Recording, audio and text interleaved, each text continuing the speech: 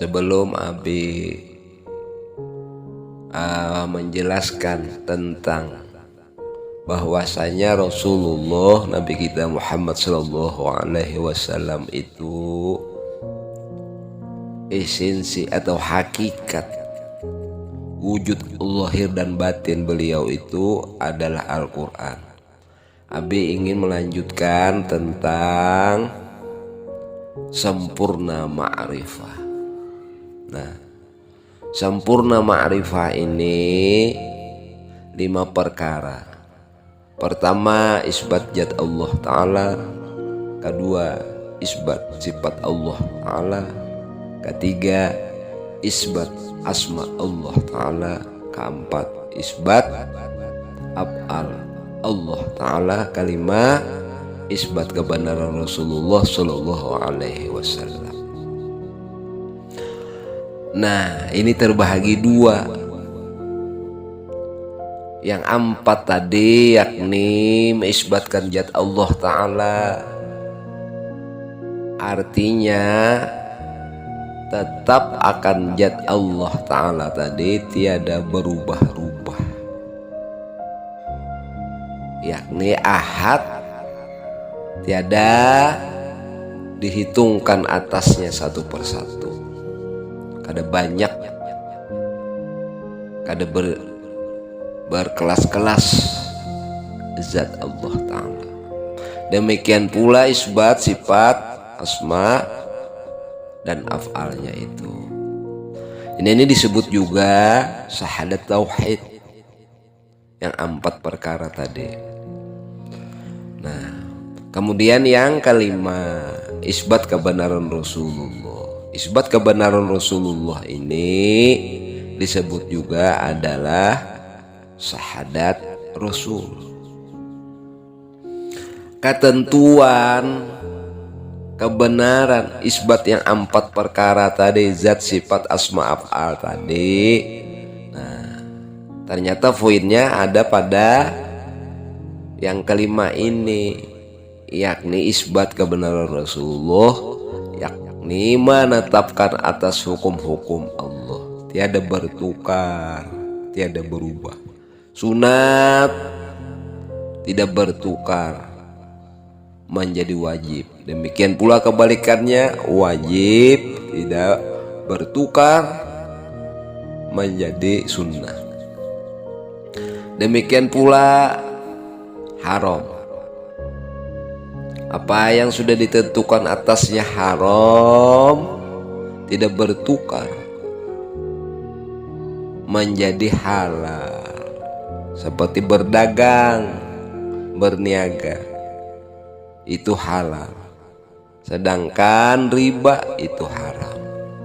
Mudah-mudahan ini bisa dipahami dengan taufik dan hidayah Allah.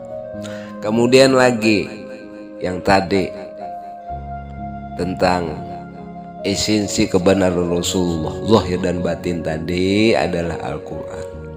Pada sisi pendapat kakekmu, ini yang kalian tuntut tentang paham-paham dan ajaran pendapat hal ikhwal kakekmu, bahwasanya Al-Quran itu menggambaran keutuhan daripada zahir dan batin Nabi kita.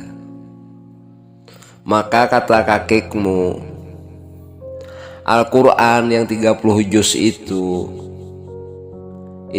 menunjukkan zahir Nabi kita, yakni batang tubuhnya yang kasar itu nampak menggambarkan 30 juz, yang menurut ulama kita terdiri daripada 6.666 ayat. Nah, itu zahiri Nabi kita dengan segala perilakunya yang nampak pada zahiri badan beliau itu. Nah, kemudian lagi 30 juz itu berhimpun iya kepada surah Yasin. Maka surah Yasin itu menurut pendapat kakekmu ini adalah qalbu, hati daripada Nabi kita Muhammad sallallahu alaihi wasallam. Kemudian secara ringkas, Yasin itu berhimpun pula ia atas surah Al-Fatihah. Dan surah Al-Fatihah ini menggambarkan daripada isi daripada al-qalbu Nabi kita itu, yakni ruh Nabi kita. Jadi 30 juz berhimpun kepada Yasin, Yasin berhimpun kepada surah Al-Fatihah. Maka surah Al-Fatihah ini adalah isi daripada al-qalbu Nabi kita, yakni ruh Nabi kita. Kemudian Al-Fatihah itu berhimpun kepada basmalah. Maka basmalah ini adalah nur Nabi kita Muhammad sallallahu alaihi wasallam. Dan basmalah itu pun berhimpun kepada titik. Maka titik ini adalah rahasia Nabi kita Muhammad sallallahu alaihi wasallam. Itu pembahagian daripada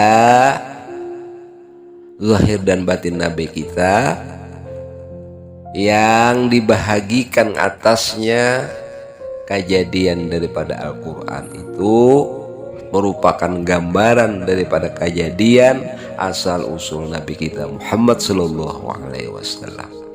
Dan Al-Quran itu tiada pernah bercerai atas daripada kita umat Islam, menandakan bahwa Allah mengutus pada tiap-tiap diri orang beriman yang atasnya menjadikan Al-Quran itu adalah petunjuk dengan sebab keimanannya.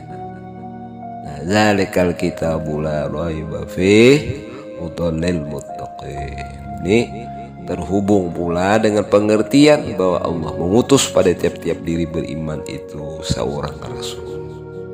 Mudah-mudahan dengan inayah, taufik dan hidayah Allah kita mendapatkan paham. Amin ya Allah ya Rabbal Alamin.